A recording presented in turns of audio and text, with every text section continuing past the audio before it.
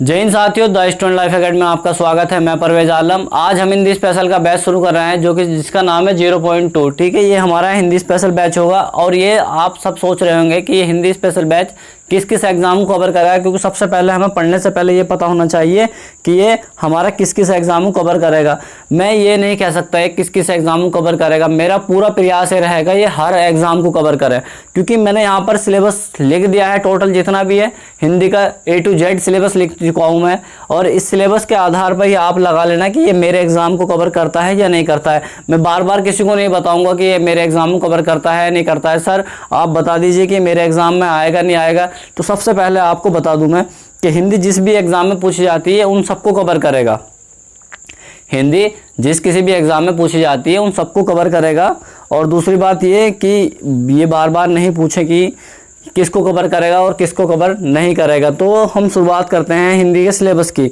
और हिंदी का सिलेबस आपको पता होना चाहिए। टोटल सिलेबस हम बताएंगे इसका कि क्या सिलेबस है पूरा और किस किस के एग्जाम को ये कवर करता है, खुद अपना आप अंदाज़ा लगा लेना। तो सबसे पहले यहाँ पर, और किसी भी भाषा को सीखने के लिए दो चीज़ों की ज़रूरत होती है। एक तो उसका कॉन्सेप्ट पता होना चाहिए, दूसरा उसकी वोकैब ठीक होनी चाहिए। तभी आप किसी भी लैंग्वेज पे पकड़ बना सकते हो, चाहे वो हिंदी हो, इंग्लिश हो, उर्दू हो, अरबी हो, फारसी हो, कोई भी लैंग्वेज हो। अगर उस लैंग्वेज को हमें सीखना है तो सबसे पहले हमें उसकी वोकैब याद होनी चाहिए। जब हम बचपन में ऐसे ना रास हम इस तरीके से पढ़ते थे, तो हम पढ़ते थे मिला के कैसे कस कैले कल मैले मल, तो कुछ कुछ शब्दों को मिलाकर पढ़ते थे हम। ठीक है, अक्षरों को मिलाकर एक शब्द बनाते थे, उन शब्दों को हम पढ़ते थे। तो सेम कंडीशन यहाँ पर अप्लाई करनी है। अगर आपको अपनी हिंदी इस रियलिटी में अच्छी करनी है तो उसको करने का आसान तरीका यही है कि आप सबसे पहले उसकी वोकैब कवर करें। जो उसका शब्दकोश है उस शब्दकोश को तैयार कर लीजिए, हिंदी आपकी खुद कवर हो जाएगी। और मैं गारंटी लेता हूँ इस बात की, अगर हिंदी में आपकी वोकैब जितनी बेस्ट होगी उतने अच्छा स्कोर आपका होगा, क्योंकि वोकैब पे हर कोई ध्यान नहीं देता है। कॉन्सेप्ट हर कोई पढ़ता है लेकिन वोकैब हर किसी की अच्छी नहीं होती है। तो यहाँ पर सिलेबस को हम दो तरीके से बांटेंगे। सिलेबस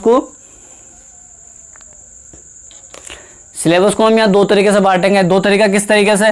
पहला तरीका जो होगा हमारा वोकैब, पहले हम वोकैब कवर करेंगे, मतलब शब्दकोश तैयार करेंगे। शब्दकोश के अंतर्गत क्या क्या आता है? पर्यायवाची आती हैं, ये सभी जानते हैं। पर्यायवाची हर एग्जाम में 2 से 3 नंबर की पूछी जाती हैं। इसके बाद विलोम शब्द भी कम से कम 2 नंबर या 3 नंबर 100% हर एग्जाम में मिलते हैं। मुहावरे, ये सभी जानते हैं कि मुहावरा 1 या 2 नंबर का हर एग्जाम में मिलता है। इसके बाद अनेक शब्दों के लिए एक शब्द, ये भी एग्जाम में 1 नंबर तो 100% हर बार यहाँ से आता है। लोकोक्तियाँ ये कहावतें, ये भी 1 नंबर या 2 नंबर में पूछी जाती हैं। और रिक्त पूर्ति का मतलब ये होता है कि कोई सेंटेंस आपको दे दिया जाएगा, मतलब एक वाक्य दे दिया जाएगा, उसमें कुछ स्पेस दिया जाएगा। जैसे हम बचपन में कहते थे खालिस्तान भरने हैं, तो वही रिक्त स्थान कहलाता है। तो उसी तरीके से यहाँ पर ये वाक्यों में हो सकते हैं, वाच्य में हो सकते हैं, ठीक है, और यहाँ पर वर्णमाला में हो सकते हैं, कहीं भी डाल सकते हैं इनको हम। ये स्पेशल मैंने अपनी तरफ से बनाया है कि मैं इस तरीके से क्वेश्चन दूं कि आपको रिक्त की पूर्ति भरनी पड़े। ठीक है, ये रिक्त पूर्ति करनी पड़े, इसे मैं किसी भी क्वेश्चन में डाल सकता हूँ इस तरीके से, क्योंकि एग्जामिनर का नहीं पता है कि वो कहाँ से कब क्या पूछ ले। हमें पूरी तरीके से तैयार रहना चाहिए। ये कुछ अनुच्छेद होते हैं, उस अनुच्छेद में भी मतलब एक पैराग्राफ होता है, उस पैराग्राफ में भी क्या कर दिया जाता है कि रिक्त दे दिए जाते हैं, तो वहाँ पर भी इन चीज़ों को भरने के लिए आ जाता है। तो यहाँ पर आप करेंगे पर्यायवाची, विलोम शब्द, मुहावरे, अनेक शब्दों के लिए एक शब्द, लोकोक्तियाँ, इसके बाद ये रिक्त पूर्ति, इन सबको हम कवर करेंगे किसमें? वोकैब में। ये एक्स्ट्रा टॉपिक है, इस टॉपिक पे तो ठीक है इतना फोकस नहीं करना है, लेकिन ये जब आप कॉन्सेप्ट क्लियर कर लेंगे तो ये भी क्लियर हो जाएगा। तो इस तरीके से ये हमारा शब्दकोश है। इस शब्दकोश के बिना सब कुछ अधूरा है, ये रियलिटी है। अगर ये पूरा है आपका, ये कंप्लीट है, तो आप तभी इनमें स्कोर कर पाओगे। अगर ये स्कोर आपका खराब है तो ये नहीं हो पाएगा आपसे। ये कुछ टाइम के लिए याद रहेगा और कॉन्सेप्ट आपको याद होगा तो अच्छी बात है, लेकिन ये होना जरूरी है। ये सबसे ज़्यादा मोस्ट है, क्योंकि एग्ज़ाम में अगर आपको किसी से ऊपर जाना है तो कम से कम 80% बच्चों से ही ऊपर जाओगे आप, क्योंकि 20% बच्चे ही ऐसे होते हैं जिनका सिलेक्शन होता है, और उनका सिलेक्शन इसी वजह से होता है क्योंकि उनकी वोकैब अच्छी होती है। और वोकैब के बिना ही आपकी हिंदी बेकार है, इंग्लिश बेकार है, अदर जितनी भी लैंग्वेज है सब बेकार हो जाएंगी बिना वोकैब के। तो इसलिए अपने वोकैब या शब्दकोश तैयार करते चलें। सबसे पहला मेरा जो टॉपिक होगा, पढ़ाने का तरीका जो होगा, सेम इसी कंडीशन में पढ़ाया जाएगा। और इस कंडीशन में जब पढ़ाया जाएगा तो आपको यहाँ पर कवर करते चलना है। ये सिलेबस आज अपनी नोटबुक में लिख लें। ये आपको दिख रहा है कि ये 23 चैप्टर हैं, 23 चैप्टर हैं टोटल, 23 चैप्टर। हर किताब में जाकर देख लेना, हर किताब से एक्स्ट्रा पढ़ाऊंगा, हर किताब से एक्स्ट्रा। सबसे पहला चैप्टर वर्णमाला, यहाँ पर थोड़ी लाइट आ रही होगी तो आप थोड़ा मैनेज कर लीजिए। सबसे पहला चैप्टर जो है वर्णमाला। उसके बाद सेकंड चैप्टर संधि। क्या है सेकंड चैप्टर, अपनी नोटबुक में लिखते चलें, क्या है, संधि। इसके बाद उपस्वर्ग, इसके बाद प्रत्यय। अब एक बात ध्यान में रखना, ये जो चैप्टर का सीक्वेंस है इसी तरीके से पढ़ाऊंगा मैं। और दूसरा बात यह है कि बिना वर्णमाला के संधि नहीं पढ़ी जा सकती, बिना वर्णमाला के संधि नहीं पढ़ाई जा सकती, और वर्णमाला के बिना उपस्वर्ग तैयार नहीं हो सकते, बिना वर्णमाला के प्रत्यय तैयार नहीं हो सकते। तो इस तरीके से आप देखना कि ये टॉपिक जो है आपस में एक दूसरे से इंटरलिंक है। जब तक आप इंटरलिंक तरीके से नहीं पढ़ोगे तब तक कॉन्सेप्ट आपका क्लियर नहीं होगा, क्योंकि एक ही कॉन्सेप्ट 3-4 चैप्टर को लिंक करता है। इस बात का आप ध्यान रखना 100%, ठीक है ना। ये कभी मत भूलना कि चैप्टर अपना आप में एक इंडिविजुअल चैप्टर होता है, इंडिविजुअल चैप्टर नहीं होता है, अपना आप में खुद एक दूसरे से जुड़ा हुआ होता है। तो यहाँ पर ध्यान रखना है कि ये चारों आपस में एक दूसरे से जुड़े हुए हैं, ठीक है। इसके बाद क्या है, विराम चिन्ह। ये विराम चिन्ह भी यहीं से वर्णमाला से जुड़े हुए हैं, ठीक है, वर्णमाला से जुड़े हुए हैं। पूरी वैसे तो पूरी लैंग्वेज को कवर करते हैं ये विराम चिन्ह, लेकिन हम फिर भी इसके साथ लेके चलेंगे इसके बाद हिंदी एवं अन्य भाषाएं। हिंदी एवं अन्य भाषाएं मतलब हमारी भारतीय भाषा का जन्म कैसे हुआ, हमारी राजभाषा क्या है, हमारी सोर सैन्य अभ्यंश क्या है, और अर्धमागधी अभ्यंश क्या है, प्राकृत क्या है, इन सब के बारे में डिटेल से यहाँ पढ़ेंगे। और एक ही क्लास में, टोटल एक ही क्लास में सब कवर करवा दूंगा, एक ही क्लास में, ओनली 1 क्लास। इसके बाद शब्द के भेद पढ़ेंगे हम। इसके बाद संज्ञा। ये जो 4 टॉपिक हैं ये विकारी और अविकारी शब्दों में आते हैं। ये विकारी शब्द होते हैं, ये अविकारी शब्द होते हैं। विकारी शब्द वो होते हैं जो अपने आप में एक दूसरे में परावर्तित हो जाएं या परावर्तित हो जाएं, उन्हें हम कहते हैं विकारी शब्द कह लेते हैं। इसके अंतर्गत क्या आएगा, संज्ञा, सर्वनाम, विशेषण, क्रिया। तो इस तरीके से 4 टॉपिक आपस में लिंक है। इसके बाद आते हैं अव्यय, ये अव्यय के अंतर्गत ही आ जाता है। और इसके बाद क्रिया विशेषण अव्यय, इसके बाद संबंध बोधक अव्यय, समुच्चय बोधक अव्यय, विस्मय बोधक अव्यय, और उसके बाद समास। अब क्या हो गया, आप सर समास तो संधि के साथ पढ़ाया जाता है, समास तो संधि के साथ पढ़ाया जाता है, बिल्कुल सही बात है, आपके संधि के साथ पढ़ाया जाता है।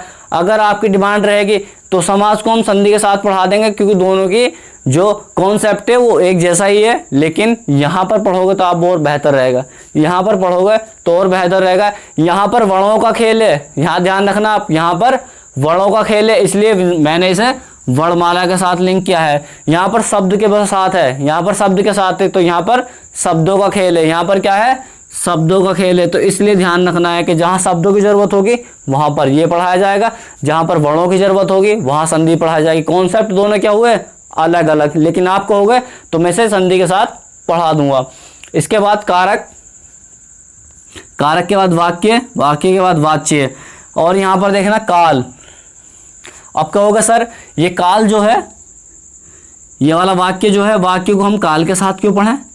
देखो यहाँ पर ध्यान देना, सेंटेंस और टेंस में अंतर होता है, सेंटेंस और टेंस में अंतर होता है।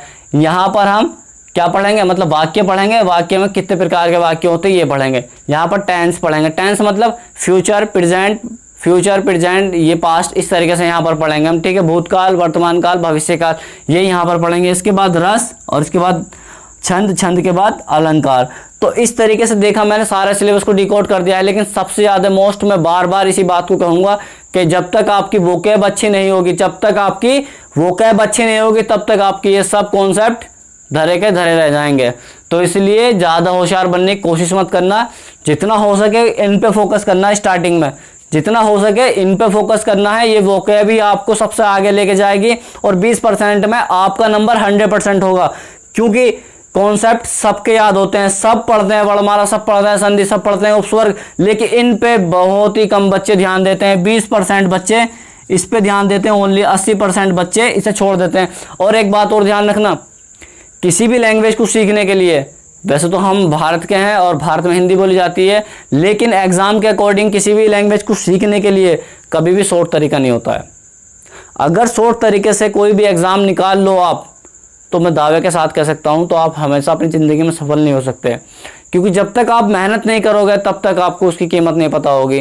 क्योंकि कोई भी चीज़ अगर किसी इंसान को समय से पहले मिल जाती है नहीं तो आदमी उसकी कदर नहीं करता है। तो बेहतर यह है कि मेहनत करें, मेहनत करके जब आप यहाँ तक पहुँचे हो, जब इतना विचार आपके माइंड में आया है कि मुझे हिंदी पढ़नी है, मुझे एग्ज़ाम निकालना है और गवर्नमेंट जॉब की प्रिपरेशन के अंदर आप आए हो, तो यहाँ पर बहुत कंपटीशन है, भारत में बहुत कंपटीशन है। इसे बिल्कुल नज़रअंदाज मत करना। और एक वैकेंसी के लिए 100 150 1,000 पर्सन जुड़ जाते हैं और उस पर तैयारी पर जुट जाते हैं। तो उनमें से सबसे अलग हटके तुम्हारा नंबर आना चाहिए। तुम्हारा नंबर आएगा तभी जब आप सबसे अलग हटके चलोगे, तुम्हारी अप्रोच अलग होगी, तुम्हारी सोच अलग होगी, तभी आप होगे। ये तो आलसी की तरह पढ़ के किसी भी एग्ज़ाम की तैयारी करने की सोच रहे हो तो भूल जाना एग्ज़ाम में नंबर लाने की किसी भी कीमत में आपका नंबर नहीं आ सकता। ये मैं दावे के साथ कह सकता हूँ, क्योंकि यहाँ पर इतनी भीड़ है, कंपटीशन में इतना कंपटीशन है, हद से ज़्यादा कंपटीशन है।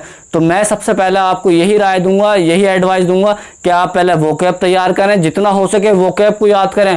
उसके बाद देखना ये टॉपिक जितने भी हैं, टोटल ये कॉन्सेप्ट के जितने भी टॉपिक हैं, ये आपके लिए 40% का खेल जाएगा, 60% खेल यहीं पर है, 60% का खेल यहीं पर है। ये 5-6 टॉपिक आपको महाराजा बना देंगे, 5-6 टॉपिक आपको महाराजा बना देंगे। तो इसलिए वोकैब को कवर करते चलें, जितना हो सके वोकैब पे ध्यान दें, वोकैब पे ध्यान दें। ये कॉन्सेप्ट हर किसी के याद होते हैं, 80% में हर किसी के याद होंगे, लेकिन ये 20% आपके याद होंगे। तभी मैं कहता चाह रहा हूँ। और एक बात और है कि सर नोट्स दे दो, PDF दे दो, ये सब कुछ नहीं मिलेगा।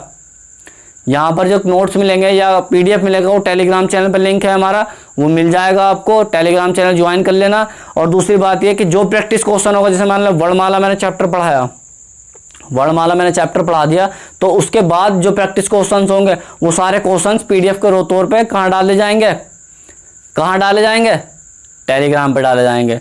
तो वहाँ पर ज्वाइन कर लेना, टेलीग्राम पे ये सब चीज़ें सब मिलती रहेंगी आपको। तो ध्यान रखना कि मिनिमम एक चैप्टर को लेकर हम एक चैप्टर, मतलब जैसे हमने वर्णमाला कंप्लीट करा, संधि कंप्लीट करा, उपसर्ग कंप्लीट करा, तो उसके 100 क्वेश्चंस होंगे। ठीक है, कितने क्वेश्चंस होंगे? 100 क्वेश्चंस होंगे। तो आप क्या होगा, तो 50-50, मतलब एक वीडियो 50 की, एक दूसरी वीडियो 50 क्वेश्चंस की कवर करेंगे। यहाँ पर जब तक हम एक वीडियो मिनिमम हम 30 मिनट की बनाएंगे, कितनी मिनट की बनाएंगे? ओनली 30 मिनट की वीडियो बनाएंगे। 30 मिनट्स में ये आपकी क्लासें कवर कर दी जाएंगे और जितना हो सके मैं उतनी मेहनत करके आपको दूंगा। लेकिन शर्त यही है कि आप मेहनत करें मेरे साथ और आगे बढ़ें और ये भी चीज़ तैयारी करते रहें। और जितने भी हो सके टेलीग्राम चैनल को ज्वाइन कर लें, वहाँ पर ही आपको सब चीज़ें मिलेंगी।